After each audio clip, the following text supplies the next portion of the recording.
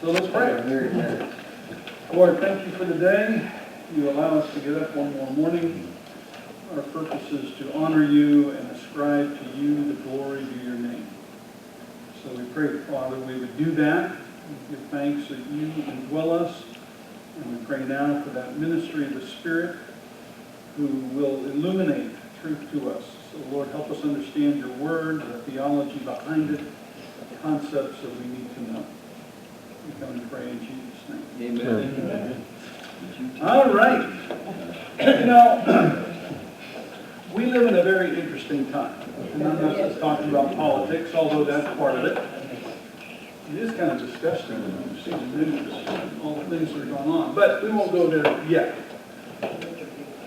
You know, I'm a teacher, and so I like to play with books and computer programs and libraries, and you are too, because you all have your Bible. And it's kind of hard for us to put ourselves back into the early church, right? Because, you know, we have our Bibles, and we can go online, and we can find anything on the internet. I mean, you really, I shouldn't say it this way, but you don't even need to go to Bible college or seminary if you're disciplined enough, because you can find everything you need on the internet.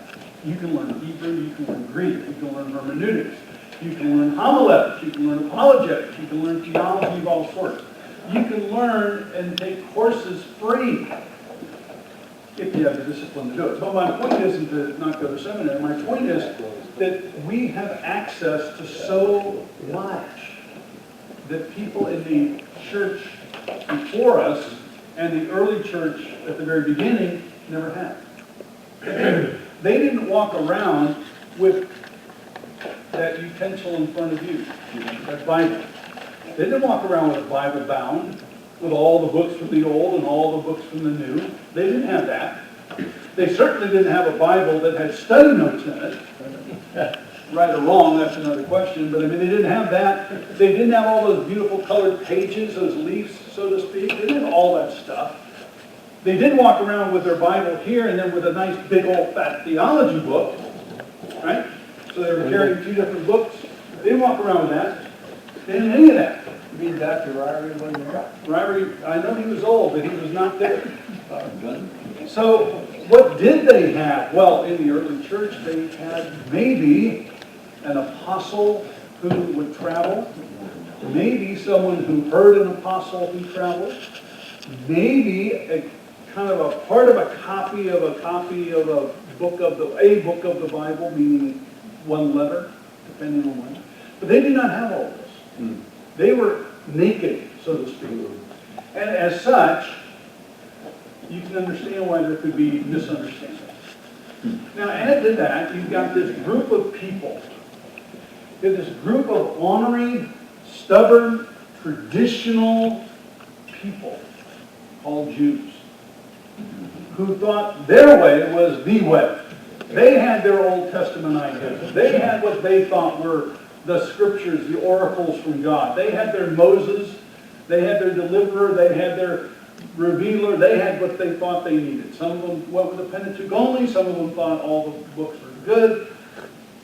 But they thought this is it. And all of a sudden, there comes this traveling show following Jesus. And it's even worse, because now you've got these dirty dog Gentiles who are becoming Christians. Now you have these Jews who say, no, Jesus is okay, yeah, we believe in him, but we're not throwing Moses under the bus. He's still around. Those are the oracles of God. We lived and died for this for centuries. We're not giving this up. So, okay, Christianity, Jesus, yeah, but Jesus was a Jew. Jesus quoted Moses. So Moses must still be with us. And so the fight began in early Christendom over the role of the law, the role of the Jew, the role of Moses, the role of the Old and the New Testament. And it wasn't a pretty fight. It was a problem. The Jews didn't have a printed Bible either, though. No, but they had oral tradition. They had some things that were written, but they had oral tradition. And they had a whole lot of better memories than we did. So, what I'm trying to say is Christianity was birthed in a very difficult place. Because you had the Romans over here, and you had the Jews over here, and you had these paganized Gentiles over here, and somehow the church gets birthed in Acts 2. But it wasn't a pretty picture. However, the good news was you had guys like Peter who were Jewish, and later Paul who was Jewish, who kind of led the way. And if you read through the book of Acts, you see how they led the way. But it was a bloody mess. So in timeline, he wrote this in around 50. The New Testament didn't get put together till what, 300 or 325 total? Well, now that's a good story. Thank you. Some people Why think... did you ask me to bring it up? Yeah. And it's a long story. So some people think that maybe 45 we have the Gospel of Mark, maybe 50. Some people feel Galatians was maybe 49, maybe 55, depending on whether you take the north-south Galatian theory. And then Paul in the mid-60s and late 60s. But when do these books really get codified and come together? And some people feel it was at the Council of Jamni, or Jamni. Others feel it was later. So are we talking 250, 350, somewhere in there? I remember hearing a class lecture by Dr. Charles Ryan. And he gave a lecture on what's called canonicity, right? How we got the Bible and how it got put together, canonized. Dr. Ryder gave a lecture. And me, being the humble student that I was, because I didn't have a clue what these people were talking about, I listened to this lecture and I thought to myself, I have an opinion of what was just said, but I'm going to hold on to it for a minute. So I went to Ryder's office and I said, Dr. Ryder, is that really the real story of how we got the Bible and how it fits together? Is that the best case we had? He said, uh-huh. I said, that is really a weak case. I bet you appreciated that. Well, he and I grew to be friends as that went on. So that was, he looked at me and said, I know. Hey, buddy. No, I know. That is one of the weakest points of Christendom. Canonicity. How we got our Bible. We can trace a lot of stuff, but it really was kind of very non-supernatural, but all too very human in how it came together. I mean, it doesn't sound really, it would have been better like the Book of Mormon and that kind of stuff, or it was just dropped down and there it is. No, that's not how it happened. It was just a bunch of people arguing and haggling and finally agreeing and whatever. But they didn't agree because what? We have the Roman Catholic Church over here with 14 more books. We got the Protestant Church over here. You got the Eastern Orthodox over here. So actually, we never really agreed. And then you got the Mormons and others who have additional revelation. See if you could follow me over to my Catholic friend's office when I go after her. He knows exactly how it happened and when it happened and why it happened. Well, so he's got the words. So. Well, there are a number of stories of how it happened. Okay, and I think I know some of them. But I know enough to realize this is an article of faith. Right? We kind of, I do believe what we have is there. One of the greatest New Testament scholars of this is Dan Wallace, who's over at Dallas Seminary. He deals with the manuscript side of it. And so here in Dallas, we have probably the #1 guy in the evangelical world who works on that. Anyway, so our problem is that the slides went off. There we go. So, our problem is, how did this church work itself out? Well, what is the default button for people in terms of religion? If you had to have a word, what's the default button? Faith? What do we tend to go toward? Faith? Faith? That might be the right default button, but what's the negative default button? What do you do when you want to win an argument or you want to tell somebody what they should do and force them into your way of thinking? Shout loudly? What? Shout loudly? Shout loudly. Yeah. No proof. What? No proof. No proof. Okay, so you shout louder. Yeah. You have a weak case, you pound the pulpit. Yeah. Democrat. Case, pound pulpit harder. You go and move to legalism. Legalism. Right? Isn't that the default? It's the human default. So if you want to go from the Buddhist path, you go to the Eightfold Path of this is what you do. If it's Hindu, you commit to the law of karma. If Misspelled. that's misspelled, how about that? Ram. That's the real spelling. Okay. If you're Islam, you look to the 5 pillars to kind of be the way to focus your life. Judaism, you go to the 600 or the 602 laws, because this has been how you govern your life. Now, all of these forms are legalism. And Christ has set us free. Freedom. He has set us free from the law of sin and death and that type of thing. So, in the book of Galatians, this is writing to a group of people who are thinking about wedding legalism with Christianity. Again, they don't have their Bible. They don't have their theology book. They don't have a big church, with all the sermons online and whatever. And none of this. They're winging it, so to speak. And it's only natural that they're going to not do too well some of the time. So they don't do too well some of the time. So Galatians is referring to Christians who live in a certain area called Galatia. Now, there's both northern and southern Galatia, right? It's a region. So if you're talking about the ethnic area, then it's North Central Asia Minor, and maybe we're talking about Paul's second or third missionary trip. If you take the southern Galatian theory, then you're looking at the provincial area of the Romans in South Central Asia Minor, and that might be focused more on his first trip. So I'm wondering if maybe we're looking at the southern Galatian churches established by Paul's preaching on his first trip. Paul has established many churches. And so we don't know exactly where all of them were. But we're talking about, here's Galatia as a region. Okay, so that's going to be a pretty big region. So is it the northern part or the southern part? Many people say we're talking more about the southern part. But it's not essential. Where is that today? Turkey. This is Turkey, right? This is a lot of Turkey. You saw the Prime Minister of Turkey recently on the news. He seemed very belligerent in the interview I listened to. But anyway, I mean, if I'm begging for missiles to go blow up people, I'm not going to really be talking like that. But, who am I? So, maybe Paul's writing 47 to 49, maybe 50. That's early. This is probably either this or 1 Thessalonians. This is probably Paul's earliest epistle. And Paul's in fighting mode with this. Okay? Why? Because there were false teachers. We call them Judaizers. These are Christians who were Jewish, who wanted to bring the law into the picture. They didn't know what to do with Moses. They didn't know what to do with tradition. They didn't know what to do with themselves.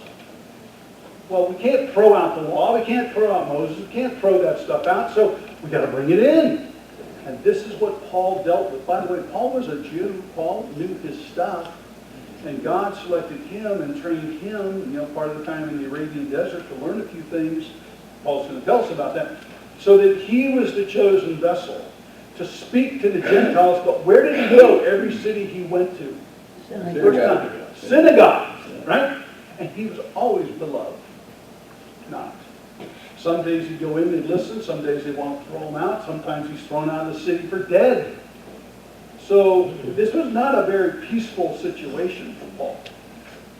Yeah. There's another word for legalism, works. Ooh, no. No. Legalists utilize works. Works are the activity. Legalism is the theory, theology, the working hypothesis.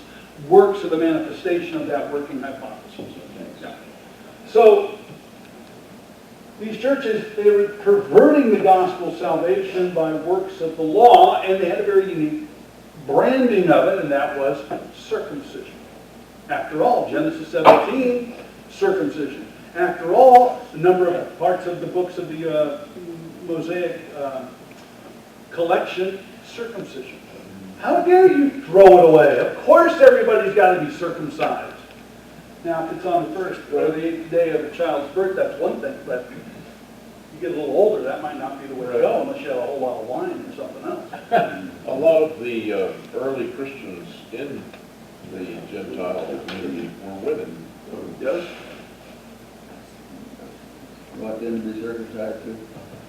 Well, remember, women didn't really have, unfortunately, a place or a role or a significance. So the writings seem to, and the logic and the theology tends to focus definitely male because of Abraham and then Isaac and the whole system. It just seems that must have really created some dissonance, though, when you've got many of the churches being led by women, in fact, or at least early. Some have many relationships that- women involved and in parts of leadership, yes. Are you saying there was a real dogfight going on? Well, I don't know how you deal with that theologically, how the early church dealt with the Lydias and the other women who were Paul's assistants in a sense. I mean, that he dealt, his early mission meetings were with women who became Christians, and it just has always been a mystery to me how this issue could have ever been forced like it. So on the one hand, you have to remember, Paul does talk about, depending on your theology, I don't allow a woman to teach or exercise authority in the church. So there you have a theology that says women are not supposed to be the elders or the leadership, formal functional office. But on the other hand, you have the Lydias and you have other people who were definitely involved in some capacity. And then third, you have the idea, once again, we're going back to the Old Testament and the first century, women were not treated much better than property. Now, Christianity, the Old Testament got a little bit better, New Testament much better, but it still permeated the psyche of people. So you had a lot of dissonant voices at play. So you're right. I don't know how all of the sociology worked itself out. You read the book of Acts, you get a little bit of a feel, and it's not a good feel. I mean, it's fighting and life and death stuff going on between Jewish, Christian, Jews who are Christians, women issues, male dominance. It's a mess. That's why I say it wasn't just some wonderful, and they all had the kumbaya moment and the church was born and it was wonderful. It was a mess from the very first second, which isn't very supernatural, but here we are, right? So Paul wants to defend the true gospel, the gospel of freedom, as opposed to this bondage that these people wanted to put themselves under. So there is this, we'll call it this apostasy. Paul calls it a different gospel. And this is soon after Paul left. Paul's apostleship, they would say, was man-made. He just took on the mantle. He just thought that was him. And by the way, Paul's preaching circumcision. So number one, we don't believe Paul. But on the other hand, Paul's preaching circumcision, so what the heck's wrong with circumcision? So the argument went both ways. That's why Paul's going to say, I didn't get my apostleship from men. It came through the agency of God himself. But anyway. So we have these false brethren, the Judaizers. And justification is through the old law. So you have the feasts, circumcision, these are binding. The book of Colossians, Paul has to wrestle about people trying to bring in the moons and the days and the feasts and all that. He says, no, none of that. It's Christ alone.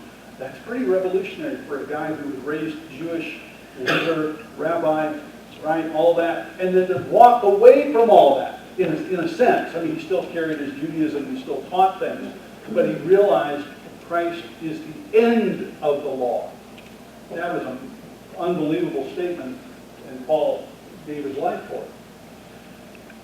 But because of this false teaching, people were fooled. They were put into bondage. Paul even said, if you go back to circumcision, you are severed from Christ. You get the play on words. Circumcision, severed. And they were hindered. It was leading to fleshly ways, and they avoided persecution and brought glory to themselves by wanting to go away, go back, Old Testament. Yes, sir. Good. You've been on vacations. I had a lot of time on the beach. Do 6 inches. In boogie board. So I can put There's my a foot here. verse that says, Christ came to fulfill the law and the prophets. What was the time, the date and time of that? First century. So, but yeah, I mean, it correct. would have been before or after, Oh, it was when Christ was speaking.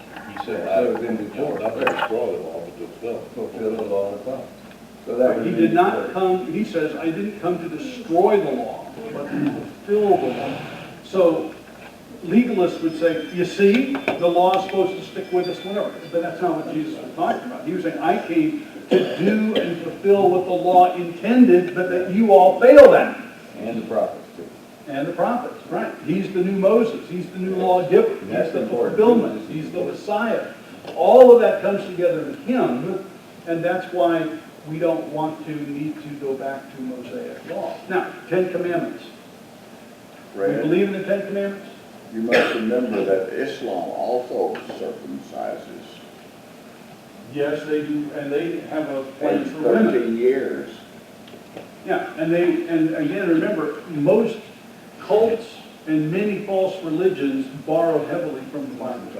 Right? I think it's Christian pervert. That was original. That was original. Circumcision? Sure. With Abraham. With Abraham, Abraham and that is Isaac wrong. were circumcised at the same time. Go back and read it. Same time as, At the same time. They were done at the same time. because oh, they those two were done at the same time. Yeah, they were. Okay, I think you meant with Islam. No, right. So, Paul's concern is, how do I keep the gospel straight? Right? That's his concern. That's maybe the number one concern Paul has had in everything. So, the Galatian churches have come into being as a result of Paul's missionary labor. Whether you take the northern and southern theory, whether it's a second trip or first trip. We'll go with the southern theory, the first trip. He was moved to write this letter when he learned that certain Jewish Christians called Judaizers were seeking to impose many of the ceremonial practices of the Old Testament, especially circumcision, on Gentile converts to Christianity. So that's why this letter is written. That's why Paul writes. The Judaizers may have been motivated by a desire to avoid persecution of zealous Jews who objected to their fraternizing Gentiles. Judaizers also argued that Paul was not an authentic apostle. So they're questioning his authority, which is why he starts off in a very strong way. And that out of a desire to make the message more appealing to Gentiles, he had removed certain legal requirements. So they're saying, Paul, you were really not an apostle, your message is really bad, you got bad motives in what you're doing. And Paul's going to say, I will have none of that. Thank you, we are going to deal with this. Paul responded by clearly establishing his apostolic authority and substantiating the gospel he preached. By introducing additional requirements for justification, the works of the law, his adversaries had perverted the gospel of grace and, unless prevented, would bring false converts into the bondage of legalism. It is by grace through faith alone that a man is justified, and it's by faith alone that he is to live out his new life in the freedom of the Spirit. By the way, is this battle that Paul fought first century? Going on today. It goes on today. Different shapes and sizes. You know, we don't have a group called Judaizers, but people tend to fall into a legalistic mindset. Since I hear this argument from my Catholic friend, I'm sure, other people challenge his authority. How did he get his authority established during that time? Who? Paul? Paul, yeah. That he was a real apostle. He told them he was. That was it? Oh, no. There's this thing called the signs of an apostle. We'll look at that here in a minute. So, the perverted gospel in Galatia troubles those who hear it because it's false. Curses those who preach it. Brings into bondage those who accept it. Condemns those who practice it. Justifies mankind by works of the law, which Paul says is wrong. 2:16. By no works of the law shall a man be justified. Builds up again that which is destroyed. It binds Jewish feast days.